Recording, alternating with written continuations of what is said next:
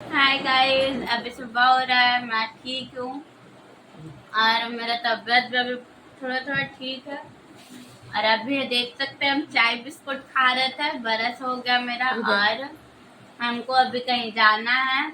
इस मंद बुद्धि के लिए मंद बुद्धि वाला त्योहार आ रहा है जो अभी 19 तारीख को, उसके लिए हम जाएंगे। तो आप लोग को हम दिखाएंगे कि आसनसोल में किस तरह से राखी यहाँ पे दिखता है। सॉरी, हमको तो बताना ही नहीं था, पर आप लोग जब जाएंगे हो तो अब आप लोग ब्लॉग में बने रहिएगा, दिखाएंगे आप लोग।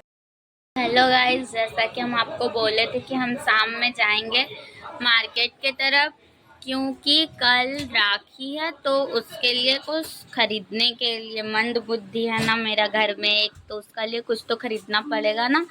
मंद बुद्धि वाला त्योहार आता है क्योंकि साल में एक बार, तो इसीलिए हम रेडी हो चुके हैं और जा रहे हैं अब बाजार तरफ कुछ लेने के लिए। तो हम और मम्मी जाएंगे और वो भी आप लोग को देखने को मिलेगा ब्लॉग में। तो आप लोग मेरे ब्लॉग में बने रहिएगा। और हम अच्छे लग रहे हैं ना, अच्छे ही लग रहे हैं, तो आप लोग ब्लॉग में बने रहिए।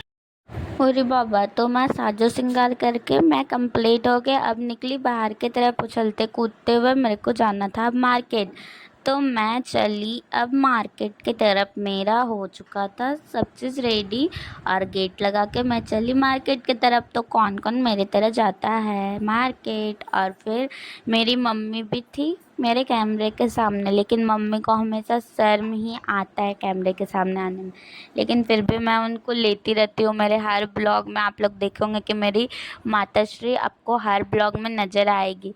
मुझे अच्छा लगता है परेशान करना, इसीलिए उसके बाद फिर मैं चली बाज़ार के तरफ, क्योंकि मेरे को लेना था राखी, क्योंकि मंदबुद्धि वाला त्यौहार है ना, तो इसलिए। और ऐसा मैं इसलिए बोली क्योंकि मैं अपने भाई को मंदबुद्धि बोलती हूँ, क्योंकि वो पूरा मंदबुद्धि ही है।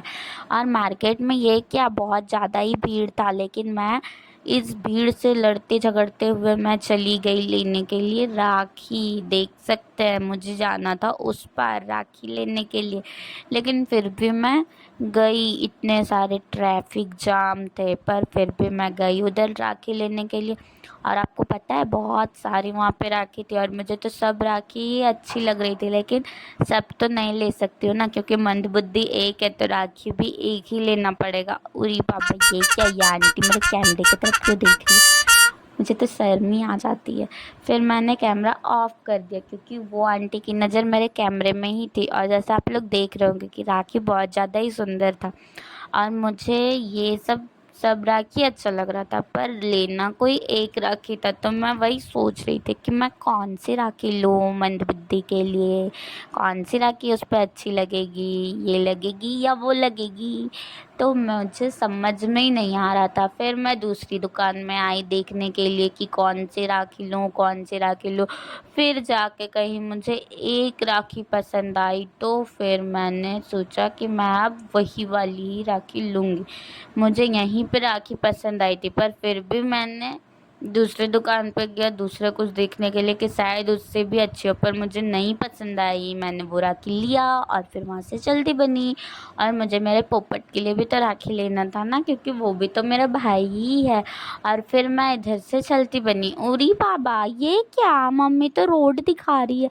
मैंने मम्मी को बोला कि मम्मी आप किसको दिखा रहे हो, रोड क्यों दिखा रहे हो, मुझे दिखाओ ना। फिर मम्मी बोली अच्छा चल चल, मैं तुझे ही लूँगी। उसके बाद फिर मैं आगे चलती चली, क्योंकि मुझे ब्लॉग बनाना था इसलिए। और बहुत ज़्यादा ही धूप था, इतना ज़्यादा कि बता नहीं सकते हैं। फिर उस धूप के कारण मुझे हंसी भी आ रही थी, क्योंकि मम्मी पीछे से कुछ बोल रही थी जो मैं बता नहीं सकती, वो पर्सनल मैटर वाला बात था। तो आप लोग देख रहे होगे मम्मी बार बार आ रही है और जा रही है। जैसा कि मैंने आपको बोला कि मेरी माताश्री को शर्म आती है कैमरे के सामने आने में, पर फिर भी मैंने उनको लिया। और यही है मेरे घर जाने वाला रास्ता। तो जितने लोग मुझसे पूछते हो कि मैं कहाँ से हूँ कहाँ से हूँ, अगर आप लोग इस रास्ते को पहचानते होंगे तो आप लोग समझ जाओगे कि मैं कहाँ रहती हूँ आसनसोल में। फिर मैं मस्त घर गई। उसके बाद फिर मैंने मेहंदी उहंदी लगाया अपने हाथ में। अरे बाबा, ये क्या, मैं तो पूरा हाथ ही भर ली। मैं तो फुरपुरी नगर की टुनटुन मौसी की बेटी चुटकी की जैसा पूरा हाथ में मेहंदी लगा लिया। मेरे को मेहंदी लगाना बहुत ज़्यादा ही पसंद है, इसलिए मैं सोची कि आज मैं पूरे हाथ में ही मेहंदी लगा लूँगी। तो जैसे देख रहे हो आपके पूरा हाथ में मैं मेहंदी लगाई, और ये मेहंदी मैं खुद से लगाई हूँ। आगे मेहंदी कंप्लीट होते ही मैं तुरंत पीछे मेहंदी लगाना शुरू कर दी। और आपको पता है कितना रात हो गया था, मेहंदी लगाते लगाते 12 बज गए थे, पर फिर भी मैंने मेहंदी लगाना नहीं छोड़ा। पीछे मंदबुद्धि सो गया आराम से, और फिर मेरा मेहंदी जैसे ही कंप्लीट हुआ वैसे ही मैंने भी सोने चल गई। मैं मेहंदी तक नहीं छुड़ाई अपनी, मैं सुबह में मेहंदी छुड़ाई। और आपको पता है पूरा बिस्तर मेरा मेहंदी मेहंदी हो गया था। तो अब मिलते हैं राखी वाले ब्लॉग में नेक्स्ट डे को, 19 तारीख का ब्लॉग। हर हर महादेव।